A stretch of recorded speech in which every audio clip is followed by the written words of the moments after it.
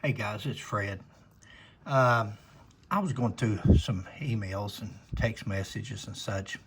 Guys, I'm so sorry. It's not that we're ignoring anybody. We get a lot of emails and text messages and phone calls even. I'm sorry. Sometimes we're making videos and or editing videos and we just don't phones are on silent and we don't know it or and sorry that we don't get back to everybody. We do appreciate your input, your information. I was looking through some old ones a while ago. I guess I'd skipped over or had gotten some other ones the same time and just didn't see. But I wanted to go over a couple of topics here of how rumors can get started, of how people can take things out of context and how it can affect people's lives or even when people's dead.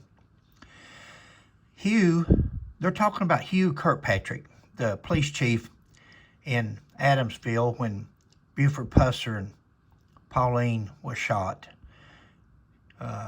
Hugh Kirkpatrick was one of the first ones on the scene along with the ambulance and Mr. Howell. So the TBI says that they felt Mr. Howell was talking about Hugh Kirkpatrick. They felt because Mr. Howell had grinned when he said something. Now, Mr. Howell says he never told nobody who told him this. Well, when you hear that, it makes you think that maybe that's the person that made it up. But let's go over this message that I received a while back and just failed to see it. I just didn't see it till just now. Hugh was married to Hugh told my blank. Now, this is a credible person. I've talked to this person on Facebook and on the Buford Pusser page, and he's a reputable person, knowledgeable about Buford and all this history. But I just didn't want to point the finger at nobody. Some people wants to remain anonymous. Some people don't want to be out in the... Hugh told my blank that Buford was in a daze when he got to him at Alan McCoy's. Now, a lot of people's asked the question, Alan McCoy's and then the McCoy, the sailor, the McCoy boy. No, that's no relation. I don't know how any McCoys got down that way, but they're everywhere. No relation to Fred McCoy. But Sheila's always said, she said, can you imagine going through this, PTSD and shock and the trauma that Buford was going through, seeing his wife and him being shot at and so forth. So Hugh confirms it right here. He told my blank that Buford was in a daze when he got to him at Alan McCoy's. Had to run him down to get him to stop. Hugh said Buford told him they've killed my wife and trying to kill me. Remember somebody started the rumor that said Buford said, I've killed my wife? He didn't say, I've killed my wife. He said, they have killed my wife. They have killed my wife. See how you could get that confused if you're an ambulance driver or you're somebody just walking up on the scene and you hear just part of the conversation and the man can barely talk to begin with, his jaw's gone, and he says, killed my wife, and then they perceive it to be that he's killed his wife. See how rumors can get started? See how people can be falsely accused? Now, this is a credible person, and the person that's telling this story is a credible person, as I checked them out. He's deceased now. Hugh said Buford told him that they've killed my wife and they're trying to kill me. This person says, I knew Hugh as an old man. If you'll remember in Mr. Howell's interview that we done with Mr. Howell when we called and talked to him personally about the TBI report, where they said that he made the notion, or they thought that he was talking about Hugh Kirkpatrick said that Buford killed his wife. Mr. Howell said there was not a more credible person around. There was not a more honest person in Adamsville or that area than Hugh Kirkpatrick. That's something for this person to say, because I have a feeling that, I knew Hugh as an old man.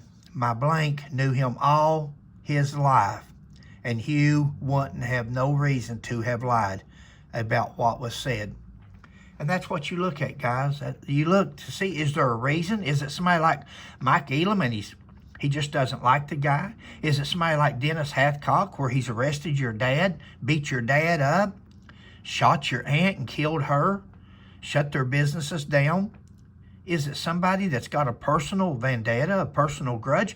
Is it somebody like in the Attorney General's office or the TBI that may very well have an axe to grind with Buford Pusser over an ancestor that was treated in a particular way back in Buford's day? Maybe they were roughed up. Maybe they were arrested. Maybe they were... We don't know. That's questions we don't know. But why would people rather spread a bad rumor as no rumor at all, or say something good? Now, guys, that's it in a nutshell. Hugh Kirkpatrick said that Buford said, they've killed my wife and they're trying to kill me. That's why he kept trying to pull out, why he kept trying to run. Buford, I think they said he took 6 pints of blood when he got to the hospital. 6 pints of blood? I could be wrong. I'm not a medical person, but I think that's about what the body's got in it, 6 pints. Goodness sakes, the man was just about bled out. Of course, rumors, of course, Mr. Baldwin says they stitched him up. They stitched him up. Now, Mammy says his jaw was hanging to his chest. A witness from back in the day, the first person to pull up and see him. And she said his chin was hanging down on his chest. Why would she say that for? What reason would she have, 80-year-old woman, to tell anybody that if it wasn't true? Or do we believe her, or do we believe Mike Elam and Oakley Baldwin? One from North Carolina, one from Arkansas. Or do we believe Miss Maddie right down the street in Adamsville? I knew Hugh as an old man. He would have no reason to lie. Hugh, from what they say about Hugh Kirkpatrick, he wouldn't have lied. Man of his word, man of honor. Let's go to the next one. I only have one more. In this so-called statement, this so-called report of Buford Pusser's, that's about as bogus as... It's bogus. There is no statement from Buford Pusser. There is nothing Buford Pusser gave that they have in their possession today with a signature, with a date, with a witness signing it. What they've got is something wrote in third party that says Buford said this, Buford said that. Well, they say that Buford said that he grabbed the barrel of the gun. Mike Elam says Buford said he grabbed the barrel of the gun. Gun had jammed or something. Guys, do you believe a 6'6", 300-pound man grabs the barrel of a gun, of a rifle that you're holding, that you're going to be able to hold on to it with a man's adrenaline? His wife's done being killed and he's fighting for his life. Do you really think if he got a hold of your gun, you're going to be able to hold on to it? That story's hard to believe. Just looking at it on paper, you're thinking that's a bunch of rubbish. That's not true, and it's not. The story is, the truth is, it's on one of his videos. We're locating it now. We'll put it out as soon as we do. Buford said in an interview that when the car pulled up beside him and was shooting, that the guy hanging out the window shooting at him was so close he could have grabbed the barrel of the gun.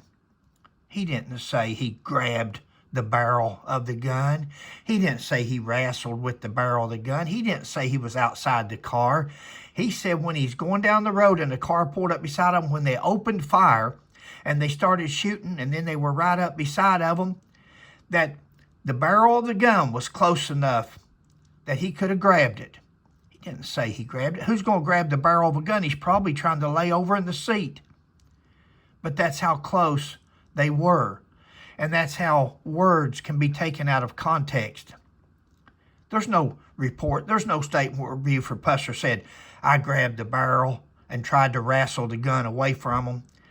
300-pound man, 6'6", tries to wrestle something away from you. Believe me, it's gone. I don't care how tough you are. Certain things in life, size matter. Size does matter. That's the other rumor. That's the other taken out of context. He was close enough. He was so close when they pulled up beside of me, I could have grabbed the barrel of his gun. Didn't mean that he grabbed it. Just means that's how close they were. But yet, in the reenactment, those experts, those paid expert witnesses, have a tripod 30 to 50 feet away from the car shooting at as a reenactment. Come on, give me a break. Hey guys, thanks for joining me. Catch you next time.